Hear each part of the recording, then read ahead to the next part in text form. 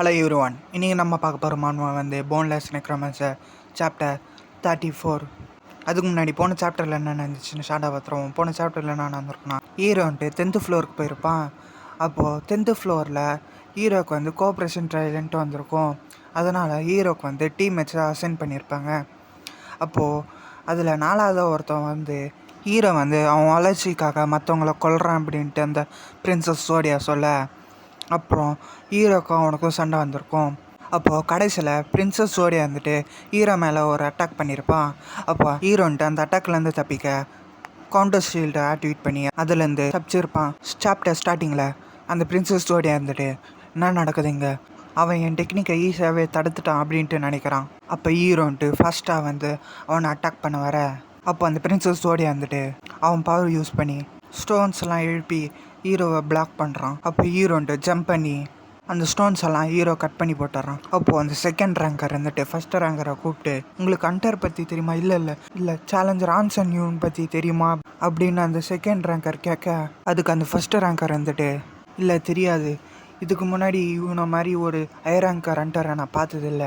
அப்போ அந்த second ranker உங்களுக்கு அவனை பற்றி தெரியாதுன்னு சொல்கிறீங்க, அப்புறம் எப்படி நீங்கள் அவனை ஹை ரேங்கர்ன்ட்டு சொல்கிறீங்க? அப்போது அந்த ஃபஸ்ட் ரேங்கர் அவன் மட்டும் ஹை ரேங்கர் இல்லைண்ணா, இதெல்லாம் அவனுக்கு கஷ்டமாக தான் இருக்கும் அப்படின்னு சொல்ல. ஆனால் இந்த விஷயம்லாம் பார்க்கும்போது எனக்கு ஆச்சரியமாக இருக்குது. ஏன்னா ஆன்சன் யூன் அவன் முழு பவர் இன்னும் யூஸ் பண்ணவே இல்லை அப்படின்னு சொல்ல, அப்போ ஹீரோன்ட்டு அந்த பிரின்சஸ் சோடியாவோட ஷீல்டை பிரேக் பண்ண, அப்புறம் நான் நினைக்கிறேன் நாங்கள் 2 பேரும் ஒரே லெவலில் இருப்போன்ட்டு. இப்போ அந்த செகண்ட் ரேங்கர் அது எப்படி, நம்ம 2 பேர் கீழ் ரேங்கில் தான் அவன் இருக்கான், அப்புறம் எப்படி நீங்கள் உங்களுக்கு ஈக்குவலான லெவலில் இருக்கான்னு சொல்கிறீங்க? அப்போது ஃபஸ்ட்டு ரேங்கர் ஜஸ்ட் இது என்னோட அப்சப்ஷன் அப்படின்னு சொல்ல, அப்போ ஹீரோன்ட்டு அந்த பிரின்சஸ் சோடியாவோட கையில் லைட்டாக விட்டி விட, இதை பார்த்த அந்த ஃபஸ்ட்டு ரேங்கர் எனக்கு ஆச்சரியமாக இருக்குது. அவனோட ஆப்பனண்ட்டை கொல்லலை, அதுக்கு பதிலாக அவன் அடக்கிட்டான், அதுவும் காமா. அப்போது அந்த பிரின்சஸ் சோடியா வெயிட் நீ மட்டும் என்னை கொண்டுட்டனாவே இந்த ட்ரையலை சர்வே பண்ணுறது கஷ்டம் அப்படின்னு சொல்கிறான்.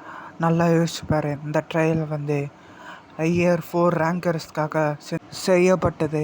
இந்த சூழ்நிலையில் இந்த டவர் ஆஃப் ட்ரையல்ஸில் ஒருத்தர் இல்லாமல் மீதி இருக்க நீங்கள் 3 பேர் மட்டும் இந்த 10th ஃப்ளோரை கிளியர் பண்ணிடலான்னு நினச்சிட்ருக்கீங்களா?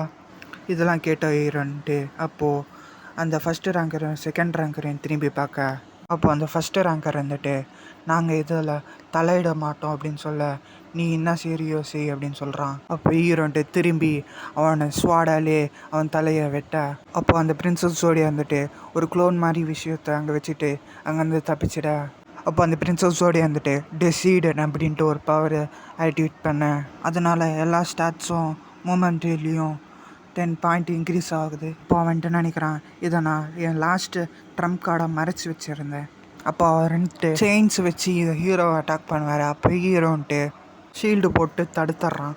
ஹீரோ ஷீல்டு போட்டு தடுத்து இருந்தாலும் ஷீல்டு தாண்டியும் ஹீரோவை அட்டாக் பண்ண வர இன்டிகிரேஸ் ஆக்டிவேட் பண்ணி எல்லா ஸ்பீடையும் 10% இன்க்ரீஸ் பண்ணி அங்கேருந்து ஃபாஸ்ட்டாக ஹீரோ ஓடி அந்த பிரின்சஸ் சோடியாவுக்கு முன்னாடி ஷீல்டு வச்சுட்டு சொல்கிறான், ஹீரோ இந்த ட்ரையலை 3 பேர் கிளியர் பண்ணுறது டேஞ்சரஸான விஷயந்தான், ஆனால் அதோட டேஞ்சரான விஷயம் என்னன்னா உன் கூட இந்த ட்ரையலை கிளியர் பண்ணுறது தான் அப்படின்னு சொல்லிட்டு, அப்போது ஹீரோன்ட்டு டேமேஜெலாம் அப்சர்வ் பண்ணி வச்சுருந்த ஷீல்டில் டேமேஜை ரிலீஸ் பண்ணி விட்டுறான். அதனால் அந்த பிரின்சஸ் சோடியா டிஃபீட் ஆகிடுறான். இப்போ ஹீரோன்ட்டு அவனோட கோட்டும் ஸ்வாடும் எடுத்துக்கிறான். இந்த கோட்டோட பவர் என்னென்னா மூமெண்ட் ஸ்பீடு 8% இன்க்ரீஸ் ஆகிருக்கும். அப்புறம் மேஜிக் ரீஜென்ரேஷன் 10% இன்க்ரீஸ் ஆகும். அப்புறம் இதோட இன்னொரு பவர் என்னென்னா, எப்போ அட்டாக் வாங்குறோமோ அப்புறம் டெம்பரரியாக ஒரு பிளட் ஷீல்டு உருவாகும். ஆனால் அதுக்கு பதிலாக பிளட்டு இல்லைனா ஸ்டாமினாவை கன்சியூம் பண்ணோட பவர் என்னென்னா, ரியாக்ஷன் ஸ்பீடு 7% இன்க்ரீஸ் ஆகிருக்கும்.